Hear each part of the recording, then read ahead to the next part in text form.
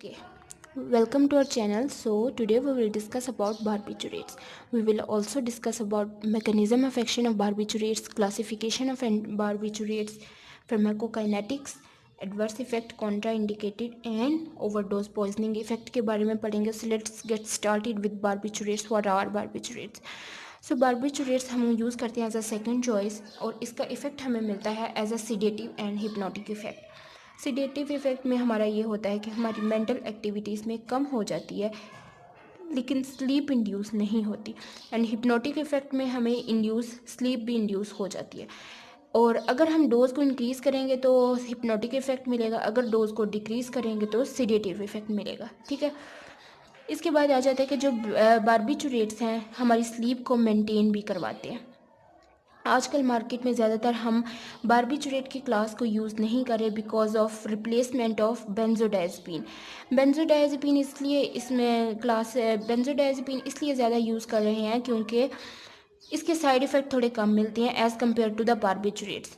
इसका जो main side effect है वो है कि ये टॉलरेंस काज करवा देता है. मतलब कि अगर टॉलरेंस अब क्या होता है कि अगर हम कोई भी ड्रग लेते हैं रेगुलर टाइम इंटरवल के लिए हम ड्रग ले रहे हैं लेकिन आफ्टर दैट पीरियड अगर हम फिर वो ड्रग लेंगे तो उसका मतलब वो हमें इफ़ेक्ट नहीं मिलेगा, वो इफ़ेक्ट उसका कम हो जाएगा जब तक हम डोज इंक्रीज़ नहीं करेंगे. ठीक है.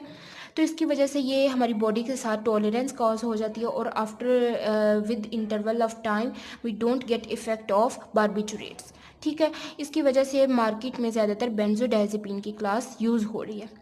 अगर हम जो बारबिचुरेट्स हैं इसकी डोज को थोड़ा ज़्यादा कर देंगे तो फ़ौरन हमें कोमा काज होगा और जो एक टॉक्सिक डोज है, मतलब अगर हमने डोज बढ़ाई तो एक हमें कोमा का इफ़ेक्ट भी and even death can occur. इसके बाद हम पढ़ते हैं कि मैकेनिज्म ऑफ एक्शन क्या है बारबिचुरेट्स का. बारबिचुरेट्स एक्ट करता है ऑन द गाबा रिसेप्टर. ठीक है. अब गाबा रिसेप्टर में होता है एक दो अल्फ़ा सब यूनिट होते हैं एंड दो ही बीटा सब यूनिट होता है और एक गामा सब यूनिट होता है. ये एक पेंटामेरिक स्ट्रक्चर होता है और इसमें डिफरेंट इसके ऊपर डिफरेंट साइड्स होती हैं ऑफ डिफरेंट ड्रग्स की. ठीक है. अगर गाबा आके बाइंड करेगा तो उसकी जो उसकी साइट होगी वो अल्फ़ा और बीटा के दरमियान होगी और अगर हम यहाँ पे बेंजोडाइज़ेपिन को बाइंड करवाएंगे तो वो उसकी क्लास होगी उसका साइट होगी अल्फ़ा एंड बीटा. और अगर हम बारबिचुरेट्स का इफ़ेक्ट लेना चाह रहे हैं तो बारबिचुरेट्स का की ड्रग जो है वो जाके बाइंड करेगी अल्फ़ा और गैमा रिसेप्टर के बीच में. ठीक है. अब ये जो रिसेप्टर है इसके बीच में क्लोराइड चैनल का फ्लो होता है. अब हमने ये करना है कि बारबिचुरेट्स जो हम ड्रग लेंगे तो वो अल्फ़ा और बीटा सब यूनिट के दरमियान वो बाइंड हो जाएगी. ठीक है. जब बाइंड हो जाएगी तो इसका ये मतलब होगा कि ये जो पेंटामेरिक स्ट्रक्चर है ये ओपन हो जाएगा. उसकी अब पेंटामेरिक स्ट्रक्चर जब गाबा आके बाइंड होता है तो पेंटामेरिक स्ट्रक्चर ओपन ज़रूर होता है लेकिन वो थोड़े कम टाइम के लिए होता है वो ओपन होता है. जब हम बारबिचुरेट लेंगे तो इसका मतलब ये जो गाबा का रिसेप्टर है ये ज़्यादा देर के लिए ओपन होगा. ठीक है. अगर ये ज़्यादा देर के लिए ओपन होगा इट मीन्स कि इसमें से chloride ion channels easily flow कर सकेंगे, ज़्यादा देर के लिए फ्लो करेंगे. ठीक है. अब barbiturates bind to alpha and beta sub unit of GABA A receptor. ठीक है. जब ये ज़्यादा देर के लिए बाइंड हो जाएगा तो इट मीन्स कि क्लोराइड आयन चैनल की फ़्लो जो है क्लोराइड आयन्स का वो ज़्यादा होगा और जब क्लोराइड आयन ज़्यादा फ्लो होंगे तो इट मीन्स हमें हाइपरपोलराइजेशन का इफ़ेक्ट मिलेगा.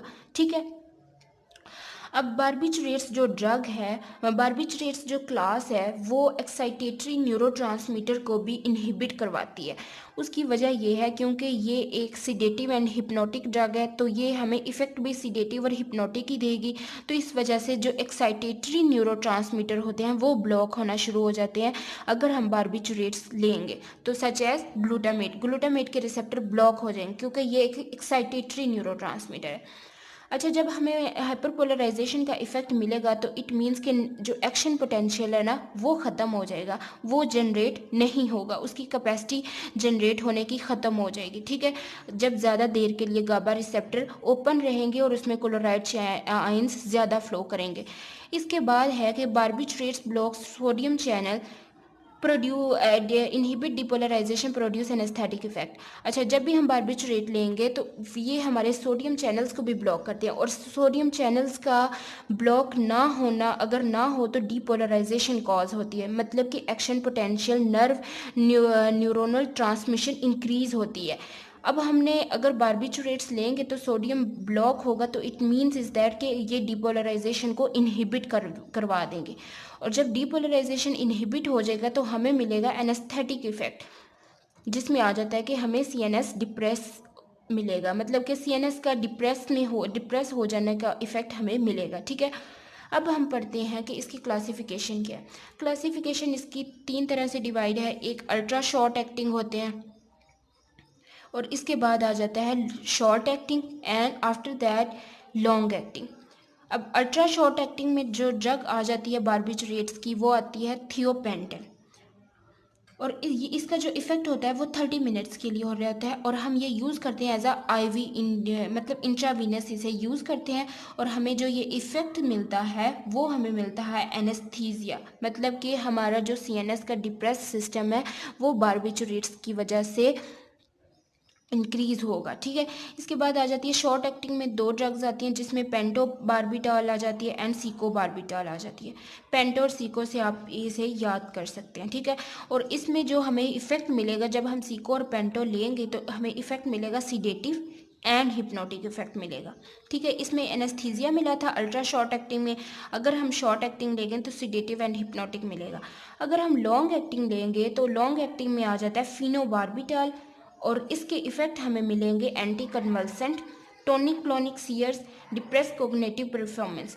अब टोनिक क्लोनिक सीयर्स क्या होते हैं? टोनिक क्लोनिक सीरियस ये होते हैं कि टोनिक का मतलब होता है कि स्पाज्म हो जाना, मतलब कि मसल्स जो होते हैं वो कॉन्ट्रैक्ट हो जाते हैं, मतलब कि मूव नहीं करते। अब क्लोनिक का मतलब है कि झटके, मतलब झटके ऐसे, मतलब मसल्स कॉन्स्ट्रिक्ट भी हैं और ऐसे जर्किंग फील हो रही होती है, और सीयर्स होते हैं। ठीक है, ये मतलब मसल्स का जो कॉन्स्ट्रिक्ट हो जाना और साथ ही उसके जर्किंग भी महसूस होना, तो वो वाले अगर हमने इफ़ेक्ट उसको ख़त्म करना हो तो हम लॉन्ग एक्टिंग में फिनोबार्बिटॉल लेते हैं। ठीक है, अगर हम ये छोटे बच्चों में देते हैं तो इसका जो छोटे बच्चों में इसका जो इफ़ेक्ट हमें मिलेगा वो ये होगा कि छोटे बच्चों में फिब्राइल सीयर्स होते हैं, मतलब कि अगर उनका फीवर ज़्यादा हो जाए तो उसकी वजह से बच्चों को भी सीयर्स आना शुरू हो जाते हैं। अगर जब फिब्राइल सीयर्स आएंगे तो उसकी वजह से हम उनको ड्रग देंगे फिनोबार्बिटल, और फिनोबार्बिटल का इफेक्ट बच्चों पे ये होगा कि वो बच्चों की डिप्रेस कोग्निटिव परफॉर्मेंस, मतलब बच्चों की कोग्निटिव परफॉर्मेंस लर्निंग कैपेबिलिटीज़ जो होती हैं उनको डिप्रेस करने की कोशिश करते हैं। मतलब साथ ही इसका साइड इफ़ेक्ट ये है कि ये कोग्निटिव परफॉर्मेंस को डिप्रेस करती है, और साथ ही इसका इफ़ेक्ट ये है कि यूज़ होता है एज अ फिब्राइल सीयर्स में। ठीक है, बच्चों में। अब हम आगे पढ़ते हैं कि बारबिचुरेट्स के जो हैं थेराप्यूटिक यूजेस क्या है। बारबिचुरेट्स के थेराप्यूटिक यूजेस ये हैं कि बारबिचुरेट्स को हम यूज़ करते हैं as a hypnotic, sedative and anxiety में भी यूज़ करते हैं, एंड इंसोम्निया में यूज़ करते हैं, हिप्नोटिक्स में suppress REM rapid eye movement को सप्रेस करने के लिए हम बारबिचुरेट्स लेते हैं, एनेस्थीसिया का इफेक्ट लेने के लिए, एंड एंटी कन्वल्सेंट में। ओके, सो एंटी कन्वल्सेंट ये सारे जो इसके हैं थेराप्यूटिक यूजेस हैं। अब फार्माकोकाइनेटिक्स इसकी क्या है कि जब भी हम बारबिचुरेट्स लेंगे तो ये इसका जो इफ़ेक्ट मिलेगा वो हमें मिलेगा ओरली, और ये मतलब हम इसे ओरली लेंगे और ये बहुत अच्छे तरीके से हमारी बॉडी में अब्जॉर्ब होती है। जो फार्माकोकाइनेटिक्स है बारबिचुरेट्स की, ये इसके मेटाबॉलिज्म होता है लीवर के थ्रू ये वाला जो बारबिचुरेट्स ड्रग्स हैं वो मेटाबोलाइज होती हैं, और इसमें जो एंजाइम यूज़ होता है वो साइटोक्रोम P450 का एंजाइम इसमें यूज़ होता है for the metabolism of barbiturates. ठीक है, इसके बाद हम इसमें इसकी फार्माकोकाइनेटिक्स में आता है कि ये इनएक्टिव मेटाबोलाइट्स को एक्सक्रीट करती है यूरिन में, जो मतलब मेटाबोलाइट्स जिनकी एक्टिवेशन ख़त्म हो जाती है, मतलब जो मेटाबोलाइट हमारी बॉडी में इफेक्ट नहीं प्रोड्यूस कर रहे होते वो यूरिन के थ्रू एक्सक्रीट हो जाती है। और इसका एक मेन ये इफ़ेक्ट है कि ये साइटोक्रोम P450 के एंजाइम का जो एंजाइम है ना उसे इंड्यूस करवाती है। जब साइटोक्रोम P450 एंजाइम इंड्यूस होता है तो इसकी वजह से जो एक ड्रग है, अगर हम कोई और ड्रग लेते हैं और वो मेटाबोलाइज होती है साइटोक्रोम P450 से, और अगर हम, और इसका तो प्रॉपर्टी भी ये है कि ये इंड्यूस करवाती है साइटोक्रोम P450, तो इसका ये मतलब हुआ कि अगर हम कोई और ड्रग इसके साथ लेंगे तो इसका वो जो दूसरी ड्रग होगी और इस ड्रग का मेटाबॉलिज्म है वो बहुत जल्दी होगा, क्योंकि इसने इंड्यूस ही साइटोक्रोम P450 को करवाया। तो इसका ये मतलब है कि ये एक्शन डिमिनिश कर देती है दूसरी ड्रग्स जो मेटाबोलाइज होती हैं साइटोक्रोम P450 के इफेक्ट से, उनके जो इफेक्ट है उनको डिमिनिश करवा देती है, मतलब इनहिबिट करवाते हैं, ठीक है। इसके बाद हमें यहाँ पे एक ग्राफ मैंने बनाया हुआ है, इसमें हम देखते हैं कि इसकी डोज के साथ हमें कौन कौन से इफेक्ट मिलेंगे। डोज अगर इसकी डिक्रीज़ करेंगे तो क्या मिलेगा, अगर इंक्रीज़ करेंगे तो क्या मिलेगा। सबसे पहले जब हम लो डोज देते हैं बारबिटूरेट्स की तो हमें इफेक्ट मिलता है सीडेशन का, ठीक है। अब हम इस जो सबसे लो डोज है ना वो सीडेशन कॉज करवाएगी, तो जिसमें हमें इफेक्ट मिलता है कामिंग इफेक्ट का, ठीक है। अगर हम डोज को, अब यहाँ पे डोज की कॉन्सेंट्रेशन है, अगर अब हम डोज को इंक्रीज करवाते हैं तो इट मीन्स कि हमें हिप्नोटिक इफेक्ट मिलेगा, और हिप्नोटिक इफेक्ट में ये होगा कि स्लीप इंड्यूस होगी। इसके बाद एनाल्जेसिक इफेक्ट, इसके बाद एनेस्थीसिया कॉज करवाएगा, और इसके बाद कोमा, और अगर बहुत ज़्यादा डोज हो जाएगी तो इस इवन डेथ कैन अकर, ठीक है। अब जो एनाल्जेसिक इफेक्ट है वो इसका, अगर हम बारबिटूरेट्स को एज ए एनाल्जेसिक इफेक्ट लेंगे तो हमें उसका इफेक्ट नहीं मिलेगा, क्योंकि ये पेन को और सीवियर कर देगी। एनाल्जेसिक इफेक्ट मतलब होता है पेन किलर, लेकिन ये पेन को और सीवियर कर देती है अगर हम इसे यूज़ करें एज ए एनाल्जेसिक। तो इसका मतलब है कि ये एनाल्जेसिक हम एक्टिविटीज़ की नहीं लेंगे, मतलब इसकी analgesic effect as a analgesic हम इसे नहीं लेंगे, ठीक है। अब अकॉर्डिंग टू द ग्राफ, अब ये कर्व जैसे जैसे ऊपर जा रही है तो इसका मतलब ये डोज इंक्रीज हो रही है और हमें ये सारे effect sedation, hypnotic, anaesthesia, coma and death, हमें ये मतलब कि डेथ तक ले जाएगी, ठीक है। अब हम पढ़ते हैं कि इसके थेराप्यूटिक यूज में और क्या आ जाता है, और इसमें मतलब जो हमें इफेक्ट मिलते हैं वो हमें मिलता है कि डिप्रेशन हो जाता है हमारे CNS का, ठीक है, अगर हम बारबिटूरेट्स लेंगे। अगर हम बारबिटूरेट्स लेंगे, अब CNS का डिप्रेशन ऐसे ही होगा ना कि जैसे अब यहाँ पे डोज हाई की तो मीन्स डेथ होगी, तो इट मीन्स इस दैट के डिप्रेशन इसी वजह से होगा क्योंकि डोज इंक्रीज हुई है। अगर हम डोज कम लेंगे तो डेथ नहीं होगी, तो और डिप्रेशन भी नहीं होगा CNS का, अगर होगा लेकिन बहुत थोड़ा होगा, ठीक है। उसके बाद हम पढ़ेंगे कि देखते हैं कि produce tolerance in chronic use.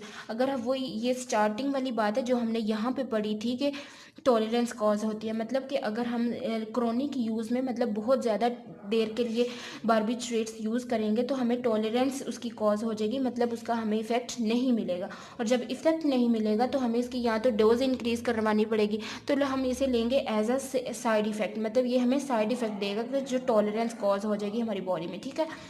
इसके बाद आता है कि रिस्पायरेटरी डिप्रेशन कॉज करवाता है। रिस्पायरेटरी डिप्रेशन इस तरह कॉज करवाता है कि हमारी बॉडी में कीमो रिसेप्टर होते हैं जो हमारे gas, carbon dioxide and oxygen के लेवल को डिटेक्ट करते हैं और उनको मेंटेन करने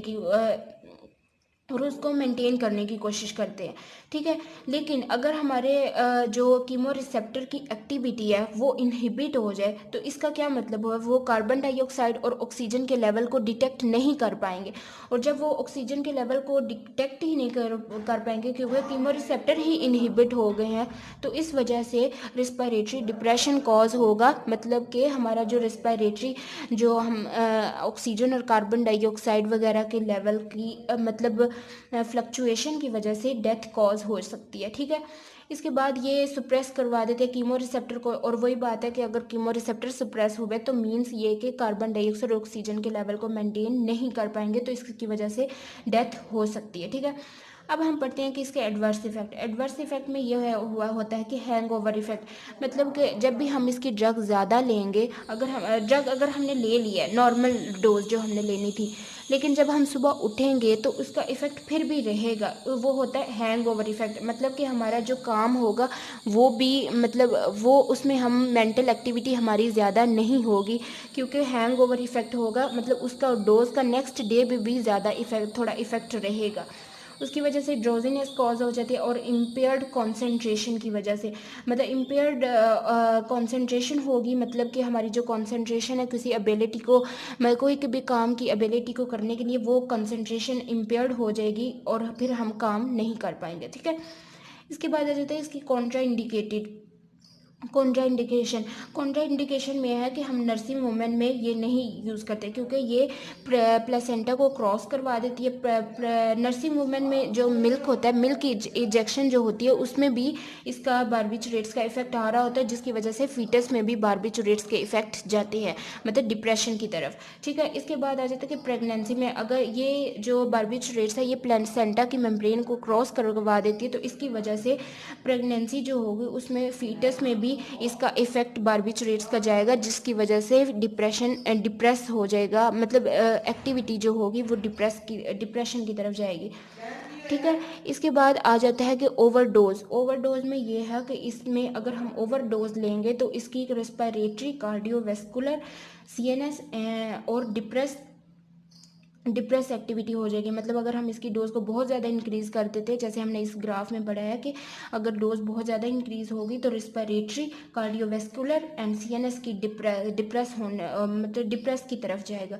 अगर बहुत ज़्यादा पॉइजनिंग हो जाएगी तो डिप्रेस भी होगा और साथ डेथ भी हो सकती है। तो इसकी वजह से हम कुछ ट्रीटमेंट वैसे यूज़ कर लेते हैं एज अ मतलब जो हम ट्रीटमेंट यूज़ करते हैं वो हम यूज़ करते हैं कि हम उस पेशेंट की गैस्ट्रिक लिवाज करवा लेते हैं, या फिर हम उसका हीमोडायलिसिस करवाते हैं, मतलब उसका जो फ्लूइड होता है उसको हीमोडायलिसिस करवाते हैं ताकि वो जो ड्रग है वो रिमूव हो सके। ये हम लेकिन इसका मेन यही है कि ये डेथ कॉज करवा दे रहे। अगर हम जल्दी ट्रीटमेंट करेंगे तो फिर शायद पेशेंट मतलब बच कर सकता है, लेकिन डेथ हो सकती है अगर इसका थोड़ा ज़्यादा हमने डोज ले ली। So I hope you guys understand my lecture. So